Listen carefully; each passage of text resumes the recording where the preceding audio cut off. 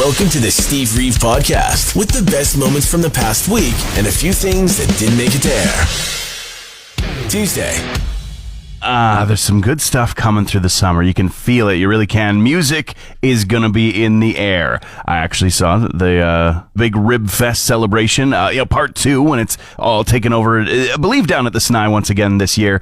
They're asking, who do you want to see? So reach out with the Wood Buffalo Rib Fest. Find them online and see if you can throw your weight around and see if your favorite band can maybe give us a visit. There's some excitement in getting ready for a concert and even, the pre-sale thing. Got to get your password, got to get your code emailed or texted, however it works. It's fun. It's exciting, especially when the price of the tickets for the other stops on the tour aren't like $500, $600 or Bruce Springsteen's $5,000, and are instead somewhat more affordable. Phew.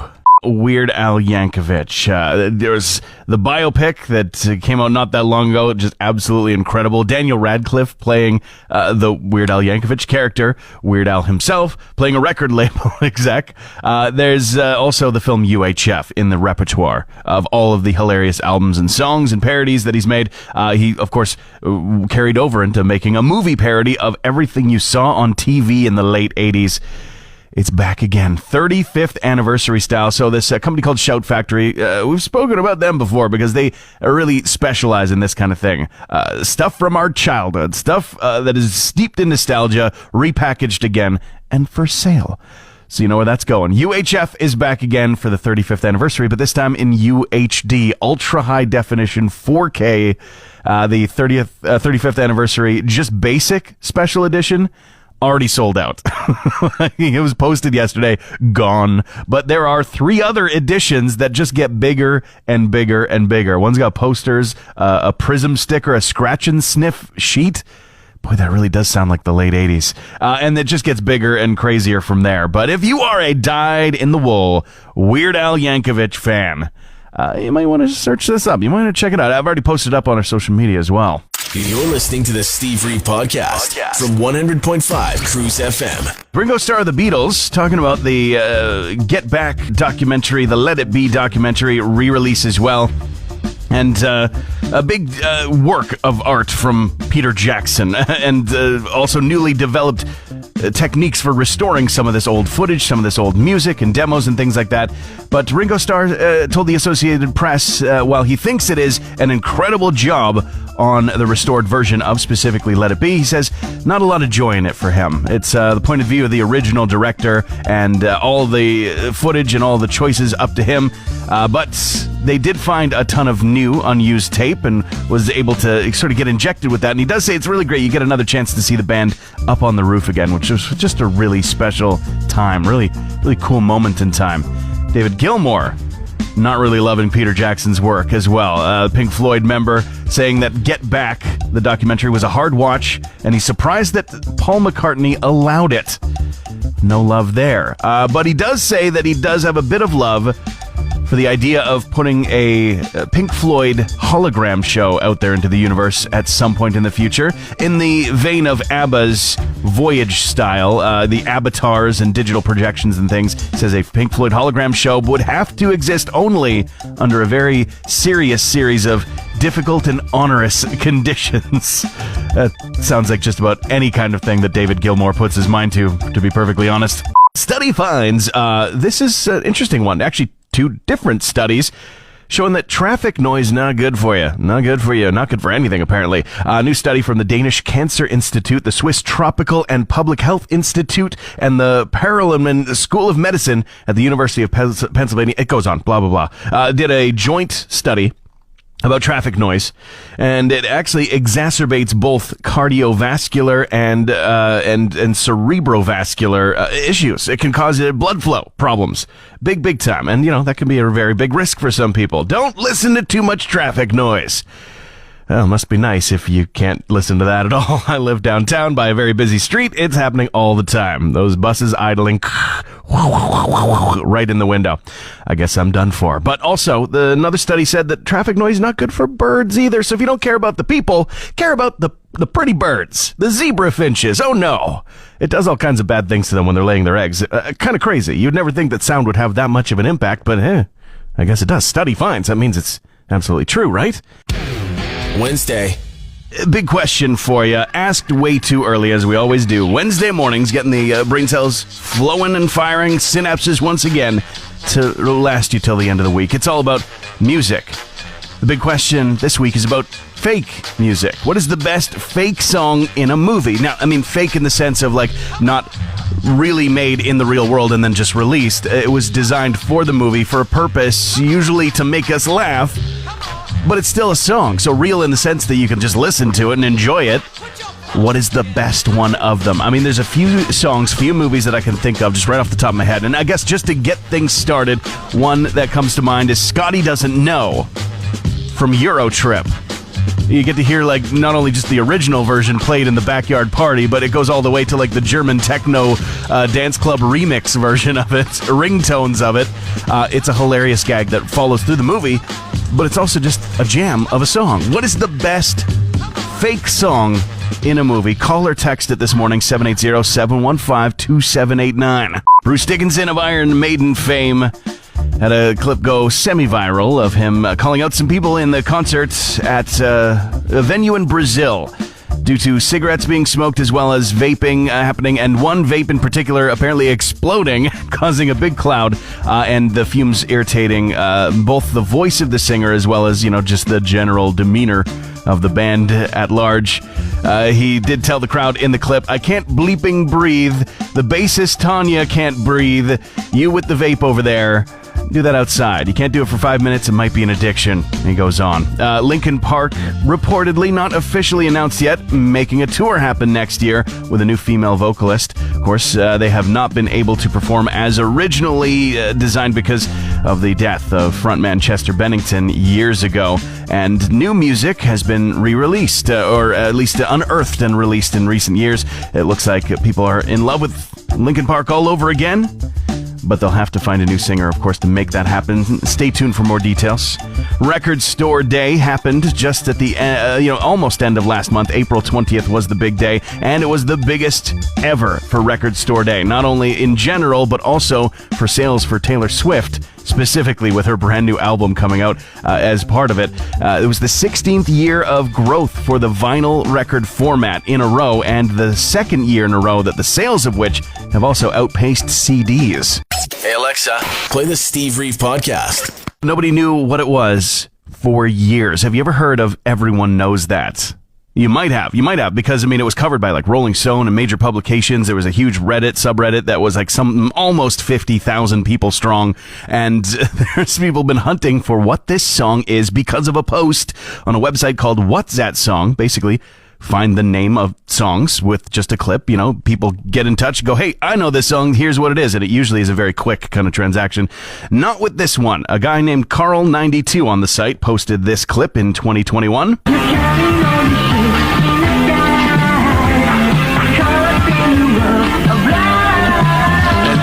Not great quality, but you can hear that Everyone Knows That. So they thought maybe that's the title of the song, posing that as a possible answer, but from the mid-'80s, just like on a backup DVD. That's all. Don't know where the song came from, and because that was posted in 2021, and you can do the math, it's been years and nobody knew until just at the end of April. It was finally cracked. People had narrowed down the list to, I guess, a list of rights holders from the 80s, and one of the artists, one of the musicians in particular, was also listed as somebody who had created music for adult movies in the 1980s. So one of the users on one of these subreddits decided to do the thing. Brute force it, get every single piece of 80s vintage adult movie material they could find, and eventually they hit it. About an hour into one of the movies called Angels in Paradise, or Angels of Passion, there it is. That just sounds dated. I can practically smell the Aquanet hairspray. They found it. The full 2-minute and 44 song by the original artist. Everyone knows that. The mystery has been solved.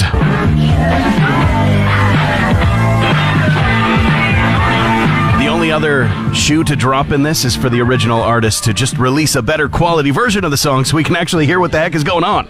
If it's weird enough, they're gonna show up for it. If you hadn't heard about it, on Saturday in New York, at Union Square Park specifically, not that I know where that is or have ever been, a guy decided to gather a crowd of people to watch him eat an entire jar of Cheeseballs. You like hit up the Costco, one of those big ones, meant to last you, a while in the pantry. You fill up like a little bowl every once in a while, have a snack. It's supposed to last. Yeah, they don't, though. But there was a huge crowd. The thing is, it turned out a whole crowd did gather to watch this man eat. There's video that's been shared online. The Vuvuzela even made an appearance again.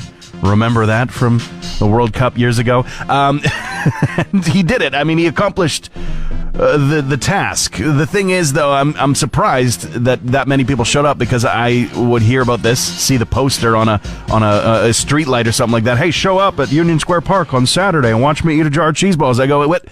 But yeah, of course you can eat a jar of Cheeseballs. It's mostly air. It just melts as soon as it touches your tongue. That's not going to fill you up with anything substantial. It's just like probably a lot of chemicals and things that are hard to digest. That's all. But the actual ability to fit that much in your stomach, no, that doesn't surprise me at all. He's wearing an orange balaclava and everything, just adding to the mystique, the mystery. Entire jar of Cheeseballs in one sitting. I feel like that's just a Friday night, at home. One where you're not spending it out, you're just trying to get caught up on Fallout on Amazon Prime Video, and you just haven't yet because everybody else is talking about it. Yeah, that's when you go through an entire jar of Cheeseballs, and there's no crowd to cheer you on. Thank goodness. Thursday.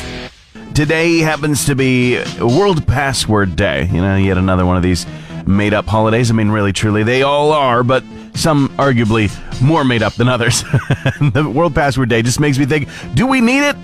Do we need it? I don't think passwords need to take up any more time in our lives than they already do. Feels like it already takes a whole day just to get into something now. Enter password. Incorrect. Enter same password with exclamation point. Incorrect. Enter different password. Incorrect.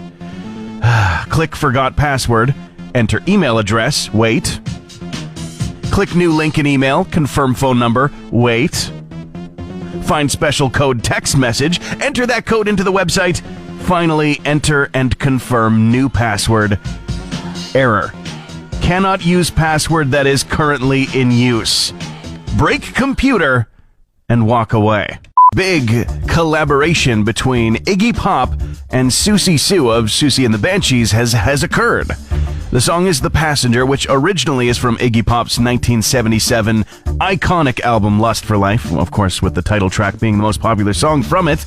But The Passenger, arguably one of the secondary most popular songs. It was actually re-recorded 1 decade later by Susie and the Banshees. It was 87 covers album Through the Looking Glass. Now, in 2024, the two of them have collaborated, and in fact, it marks years since Susie Sue has put out any new music. The reason for it? A Magnum ice cream advertisement, of all things. Very weird. Still sounds great. And share in the news after talking to Jennifer Hudson on her latest podcast about dating. And not just dating now in her 77 years of age, but when she was younger as well, saying that she always tended to gravitate towards younger men just simply because of them being bolder, at least at first. Now she says the main reason is because all the men her age or older are, well, dead now. Pretty simple reason. Thanks for listening to the Steve Reeve Podcast from 100.5 Cruz FM. Have you ever found yourself in the fandom for a band and then you, after the fact, kind of hear the collective demonym or I guess nickname for the fans, and it's pretty cringe? We've all heard about the Swifties. That one, it's not terrible, very common as well. So many Swifties in the world. But just as an example, other examples, Aerosmith has the Blue Army. Likewise, Kiss just called theirs the Kiss Army. Not super imaginative, but it works. Grateful Dead's got the Deadheads. That's a cool example. I think that one's awesome. But some are cringe. Some absolutely aren't super cool. And it just occurred for me. It happened. I'm a huge fan of a newer band. They've been making music for about 10 years now, called Cannons. They're opening up for Mother Mother on their Canadian leg of the world tour. Just got tickets this week. So excited about it. But the Cannons fandom has for some reason adopted the name Fannons as the go-to moniker.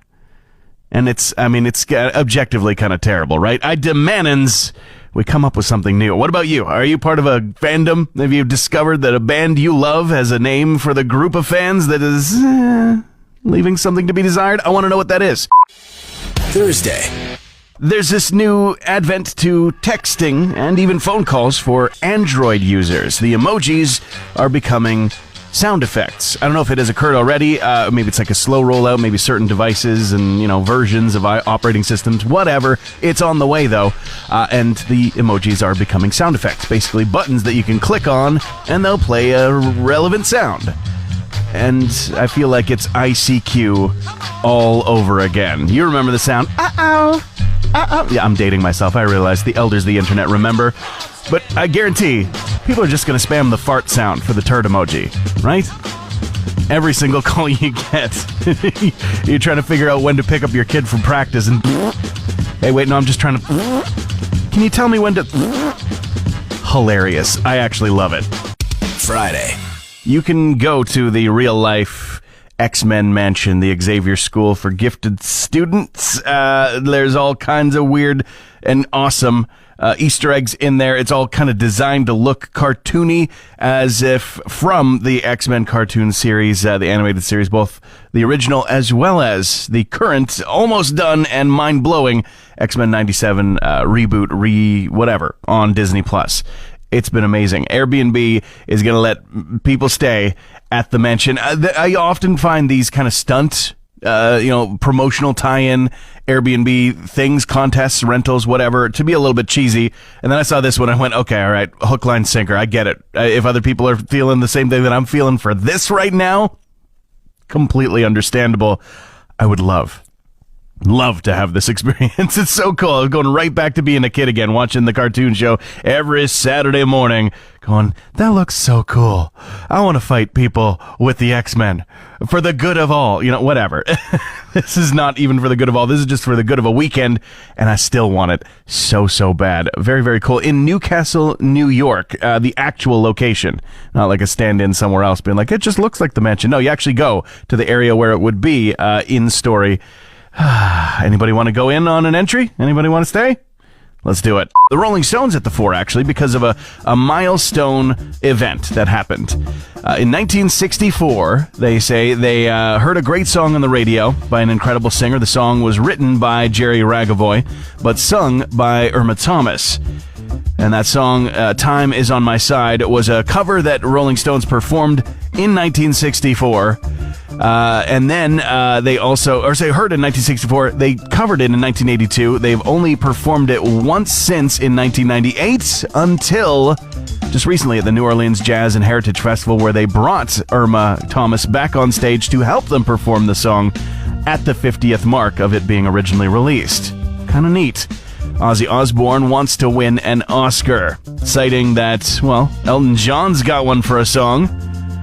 Not for acting, he wants to win one for a song himself, but it's not happened for him in his illustrious career as to date. There's no time like the present, though. Could happen. We'll see. And sad news to end off on, Electric Light Orchestra keyboardist Richard Tandy has passed away. He was a member of the band kind of on and off throughout the decades, but most recently, even in 2014, he joined them to perform. He was at the age of 76 and has passed away. It was shared by a former bandmate, Jeff Lynne, on social media on Wednesday night, saying that it was a lifetime of memories that will be cherished that they had together. No cause of death revealed. You're listening to the Steve Reeve Podcast from 100.5 Cruz FM. We don't get to see them like a ton around here. They do happen to come by our area. They do their migration thing. They stop by. But we don't get huge numbers like you do in other cities in Canada. But you do hear them honking. Lately, at night, I've heard that sound. I'm like, what is that? You kind of put your ear a little closer to the window. Oh, right, no, it's the Canada's gooses. They're just flying up a bed. Honk, honk, honk, honk. There's one in particular, one Cobra chicken amongst us down in Calgary, who decided that a planter, a big one of those concrete things, big cylinder, outside of a store was the perfect spot to nest. Of course, they are fearless themselves, so wasn't really too worried about anybody being around, frequenting the store or anything like that. But then when started nesting, got a little bit more territorial and started getting angry when people were walking by. And now there are a bunch of pylons set up around said planter with said Cobra chicken and nest inside, and it's being completely protected. And it might just be the most Canadian thing you've heard of all week. let's get into a spoiler-free Steve review for the movie The Fall Guy. Now, it's opening up today officially. There is another movie that's opening up today, Taro. That actually has a Fort McMurray connection.